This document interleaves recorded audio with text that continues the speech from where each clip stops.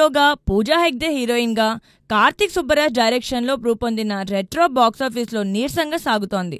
టాలీవుడ్లో ఆశించిన ప్రభావం చూపని ఈ సినిమా నైజాంలో కేవలం 17 లక్షల షేర్ మాత్రమే రాబట్టింది. ఇతర ఏరియాల్లోనూ కలెక్షన్స్ నిరాశపరిచాయి. సోషల్ మీడియాలో సినిమాపై ట్రోల్స్ విపరీతంగా కొనసాగుతున్నాయి. ఈ సినిమా బాక్సాఫీస్ జర్నీ దాదాపు ముగియొచ్చని ట్రేడ్ టాక్. తమిళ ట్రేడ్ వర్గాలు ఈ చిత్రాన్ని సూర్య కెరియర్లో మరో డిజాస్టర్గా పేర్కొంటున్నారు. సంతోష్ నారాయణన్ సంగీతం అందించిన ఈ చిత్రాన్ని సూర్య, జ్యోతిక నిర్మించారు. ఇక నుంచి కలెక్షన్స్ ఎలా సాగుతాయో చూడాలి.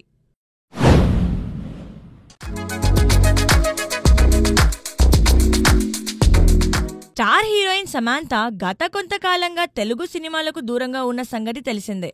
అయితే నటిగా కాకుండా నిర్మాతగా ఆమె తెరకెక్కించిన లేటెస్ట్ చిత్రం శుభంతో తెలుగు ఆడియన్స్ను పలకరించేందుకు సిద్ధమయ్యారు.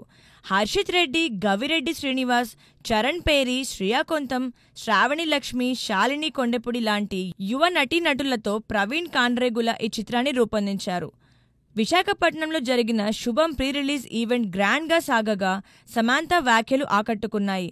వైజాగ్తో తనకున్న అనుబంధాన్ని గుర్తు చేస్తూ మజిలీ, ఓ బేబీ, రంగస్థలం సినిమాల ఈవెంట్స్ ఇక్కడే జరిగాయి.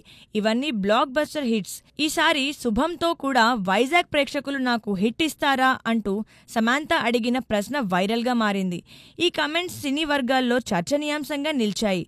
శుభం సినిమాతో సమాంత మరోసారి తెలుగు ప్రేక్షకులను అలరించేందుకు సిద్ధమవుతున్నారు.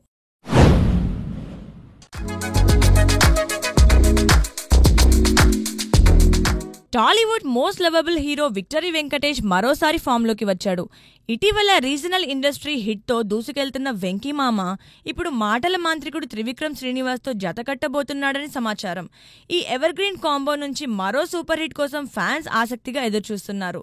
ఈ ఏడాది సంక్రాంతికి వస్తున్నాం చిత్రంతో బాక్సాఫీస్ను షేక్ చేసిన వెంకటేష్ మళ్లీ వచ్చే సంక్రాంతికి త్రివిక్రమ్తో కలిసి బరిలో దిగే అవకాశం ఉందని టాక్. నువ్వు నాకు నచ్చావు, మల్లీశ్వరి లాంటి కల్ట్ క్లాసిక్తో తెలుగు ఆడియన్స్ హృదయాలను గెలుచుకున్న త్రివిక్రమ్ ఈసారి వెంకీతో మరో మ్యాజిక్ క్రియేట్ చేయడానికి సిద్ధమవుతున్నాడు.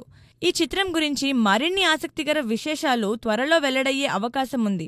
అయితే ఈ కాంబో నుంచి అంచనాలు ఆకాశాన్ని తాకుతున్నాయి.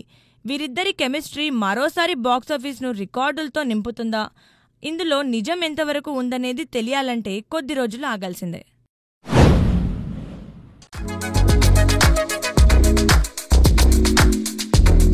పవర్ స్టార్ పవన్ కళ్యాణ్ అభిమానులకు శుభవార్త. ఆయన నటిస్తున్న భారీ period drama Harihara Veeramallu shooting శరవేగంగా సాగుతోంది. దర్శకులు క్రిష్, జ్యోతి కృష్ణలు తెరకెక్కిస్తున్న ఈ చిత్రంలో పవన్ నేడు షూటింగ్లో జాయిన్ అయ్యారని మేకర్స్ అధికారికంగా ప్రకటించారు. 2 రోజుల పాటు కీలక సన్నివేశాల చిత్రీకరణలో పాల్గొననున్న పవన్ ఈ చిత్రాన్ని గ్రాండ్ ఫినిషింగ్కి తీసుకెళ్తున్నారని సమాచారం. అతి త్వరలోనే హరిహర వీరమల్లు నుంచి పవర్ఫుల్ ట్రైలర్, మెలోడియస్ పాటలు రిలీజ్ కానున్నాయని మేకర్స్ హింట్ ఇచ్చారు. ఆస్కార్ విజేత ఎంఎం కీరవాణి సంగీతం అందిస్తున్న ఈ చిత్రాన్ని ఏఎం రత్నం భారీ బడ్జెట్తో నిర్మిస్తున్నారు.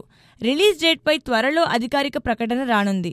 కానీ సంక్రాంతి బరిలో ఈ చిత్రం దిగే అవకాశం ఉందని టాక్. పవన్ కళ్యాణ్కి ఈ గుడ్ న్యూస్ ఉత్సాహాన్నిస్తోంది.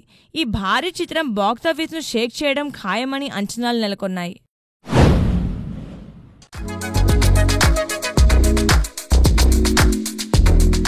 సీనియర్ ఎన్టీఆర్ కెరియర్లో ఐకానిక్ చిత్రాల్లో అడవి రాముడు ఒకటి.